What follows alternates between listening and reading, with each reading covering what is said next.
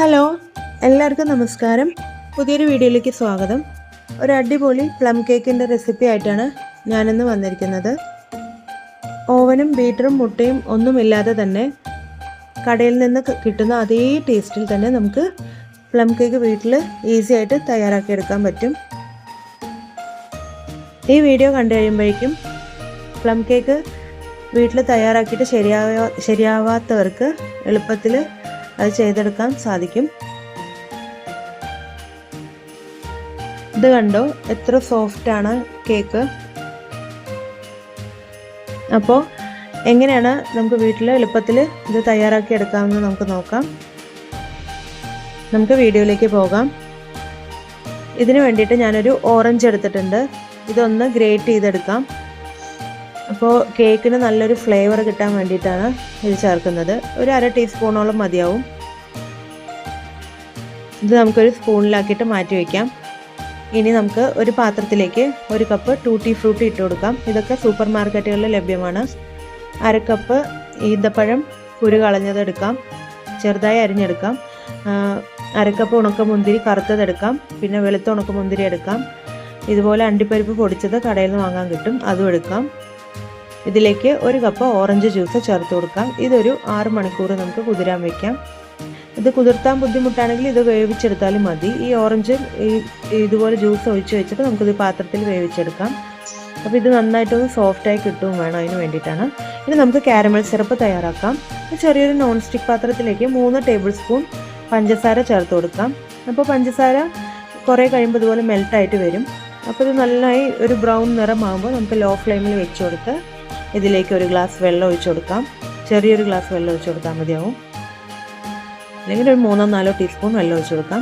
വെള്ളം ഒഴിച്ചു കൊടുക്കുമ്പോൾ ഇതുപോലെ കട്ടയാവും, അതുകൊണ്ട് പേടിക്കേണ്ട, അത് തന്നെ അലിഞ്ഞോളും. കുറച്ച് നേരം അങ്ങനെ വെച്ചിരുന്നാൽ മതിയാവും. അപ്പോൾ ഇതുപോലെ പത വരുമ്പോൾ നമുക്കിത് ഓഫ് ചെയ്യാം. ഇതുപോലെ ഒരു നോൺ സ്റ്റിക്ക് പാത്രത്തിലാണ് ഞാൻ കേക്ക് തയ്യാറാക്കിയെടുക്കുന്നത്. അപ്പോൾ ഹൈ ഫ്ലെയിമിൽ വെച്ചിട്ട് 10 മിനിറ്റ് നമുക്കിത് അടച്ചു വെച്ച് ചൂടാക്കാൻ വയ്ക്കാം. ഇതിലേക്ക് 3 പട്ട, 2 ഏലക്കായ, 3 ഗ്രാമ്പൂ, 2 ജാതിക്ക, ഇത്രയും സാധനങ്ങൾ എടുക്കാം. ഒരു മിക്സിയുടെ ജാറിലേക്ക് 1/4 കപ്പ് പഞ്ചസാര ചേർത്ത് കൊടുക്കാം. അതിലേക്ക് നമുക്ക് ഈ സ്പൈസസ് ഒക്കെ ഇട്ട് കൊടുത്ത് നന്നായിട്ടൊന്ന് പൊടിച്ചെടുക്കാം. പഞ്ചസാര ഞാൻ ഇതിൽ നേരത്തെ പൊടിച്ച് വെച്ചിട്ടുണ്ടായിരുന്നു, അത് തന്നെയാണ് അതിലിട്ട് കൊടുത്തിരിക്കുന്നത്. ഇതിൻ്റെ കൂടെ 1/2 ടീസ്പൂൺ ചുക്കുപൊടി കൂടി ചേർത്ത് കൊടുക്കാം. ഇനി ഇത് നന്നായിട്ട് അരിച്ചെടുക്കാം. അപ്പോൾ കേക്ക് ഉണ്ടാക്കുമ്പോൾ ഇതിൽ തരികളൊന്നും പാടില്ല. പഞ്ചസാരയും ഈ സ്പൈസസ് പൊടിച്ചതും കൂടി നമുക്കിത് നന്നായി അരിച്ചെടുത്ത് മാറ്റി വയ്ക്കാം. ഇനി ഇതുപോലൊരു ഇത് 1 കിലോ കേക്ക് ഉണ്ടാക്കാൻ പറ്റിയ ട്രേ ആണ്. അപ്പോൾ ഇത് 8 ഇഞ്ചിൻ്റെ ഒക്കെയാണ്. അപ്പോൾ ഇതിലേക്ക് ഇതുപോലെ ഒരു ബട്ടർ പേപ്പർ വെച്ച് കൊടുത്തിട്ട് അതിൻ്റെ മേലെ ബട്ടർ തടവി കൊടുക്കാം. ഇതുപോലെ കേക്ക് ഒട്ടിപ്പിടിക്കാതിരിക്കാൻ വേണ്ടിയിട്ടാണ്. അപ്പം ഞാൻ 1 കിലോ കേക്കിൻ്റെ റെസിപ്പിയാണ് ഇന്നിവിടെ ചെയ്യാൻ പോകുന്നത്. അപ്പോൾ അതുകൊണ്ടാണ് ഞാൻ ഇതുപോലത്തെ കേക്ക് ട്രേ എടുത്തിരിക്കുന്നത്. ഇനി ഒരു ബൗളിലേക്ക് 1/4 കപ്പ് മൈദ ചേർത്ത് കൊടുക്കാം.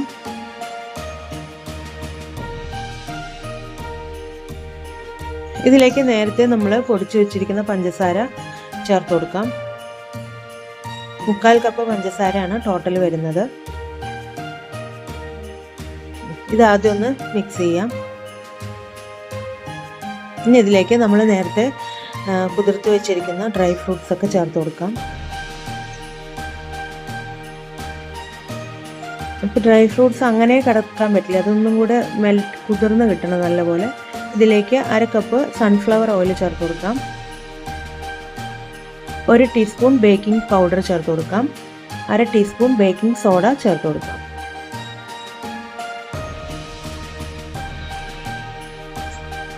ഇതിലേക്ക് 1 ടീസ്പൂൺ വാനില എസൻസ് കൂടെ ചേർത്ത് കൊടുക്കാം. പിന്നെ നമ്മൾ നേരത്തെ ചുരണ്ടി വെച്ചിരിക്കുന്ന ഓറഞ്ചിൻ്റെ തൊലിയില്ല, അതും കൂടി ചേർത്ത് കൊടുത്ത് നന്നായിട്ട് ഇളക്കി കൊടുക്കാം.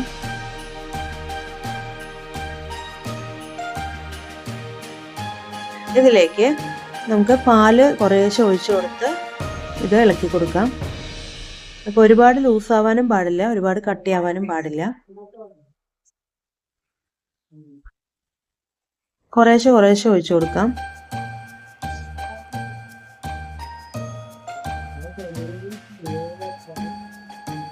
ഇതിലേക്ക് നമ്മൾ നേരത്തെ കാരമലൈസ് ചെയ്ത് വെച്ചിരിക്കുന്ന കാരമൽ സിറപ്പ് കൂടെ ചേർത്ത് കൊടുക്കാം.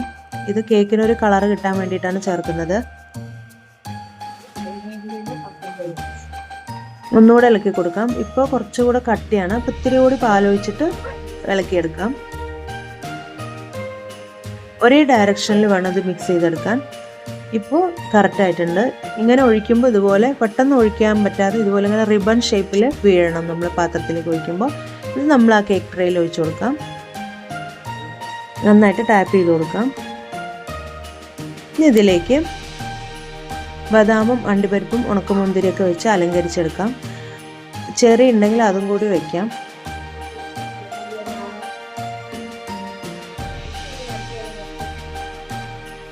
അപ്പം മാവിൻ്റെ കൺസിസ്റ്റൻസി എന്ന് പറയുമ്പോൾ നമ്മളിങ്ങനെ ഒഴിക്കുമ്പോൾ ഒരു റിബൺ ഷേപ്പിൽ വീഴുന്നതാണ്.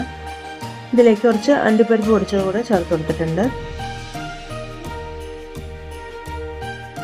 ഇനി നമുക്ക് നേരത്തെ നമ്മൾ ചൂടാക്കാൻ വെച്ചിരിക്കുന്ന നോൺ സ്റ്റിക്ക് പാത്രം, അതിലേക്ക് ഒരു റിങ് ഇതുപോലെ ഇറക്കി വെച്ച് കൊടുക്കാം. ഇപ്പോൾ പാത്രം നന്നായി ചൂടായിട്ടുണ്ട് കേട്ടോ. ഇതിലേക്ക് നമ്മൾ കേക്കിൻ്റെ ട്രേ കൂടി വെച്ചിട്ട് അടച്ചു വെച്ച് 45 മിനിറ്റ് കുക്ക് ചെയ്യാം. ലോ ഫ്ലെയിമിൽ, തീ ഒട്ടും പാടില്ല. ഇപ്പോൾ 45 മിനിറ്റ് കഴിഞ്ഞു. നമുക്ക് കേക്ക് വെന്തോന്ന് നോക്കാം. ഒരു ഈർക്കിലോ അല്ലെങ്കിൽ ഇതുപോലെ ഒരു കത്തി എടുത്തിട്ട് നമുക്കിതിങ്ങനെ ഉള്ളിലേക്ക് ഇറക്കി കൊടുക്കാം. അപ്പോൾ ഇതിൽ ഒട്ടിപ്പിടിക്കില്ല എന്നുണ്ടെങ്കിൽ കേക്ക് തയ്യാറായിട്ടുണ്ടെന്നാണ് അർത്ഥം. ഇപ്പോൾ കുത്തി നോക്കുമ്പോൾ കേക്ക് ഇതിൽ ഒട്ടിപ്പിടിക്കുന്നില്ല. അപ്പോൾ കറക്റ്റ് 45 മിനിറ്റ് ആയിട്ടുള്ളൂ. കേക്ക് നന്നായി വെന്ത് വന്നിട്ടുണ്ട്. എന്നിട്ട് നമുക്ക് തണുത്തതിന് ശേഷം വേറൊരു പാത്രത്തിലേക്ക് മാറ്റി കൊടുക്കാം. ഇപ്പോൾ ഇതുപോലെ ഒരു പ്ലേറ്റ് വെച്ചിട്ട് നമുക്കത് തിരിച്ചിങ്ങനെ ഇട്ട് കൊടുക്കാം. ഇപ്പോൾ കേക്ക് അടിപൊളിയായിട്ട് വന്നിട്ടുണ്ട്. ഇതിൻ്റെ ബട്ടർ പേപ്പർ നമുക്ക് മാറ്റിയെടുക്കാം.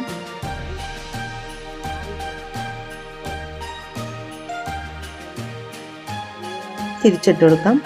കണ്ടോ, നല്ല രീതിയിൽ കേക്ക് തയ്യാറായിട്ട് വന്നിട്ടുണ്ട്. വീഡിയോ ഇഷ്ടപ്പെട്ടെങ്കിൽ ലൈക്ക് ചെയ്യണം, സബ്സ്ക്രൈബ് ചെയ്യണം. താങ്ക്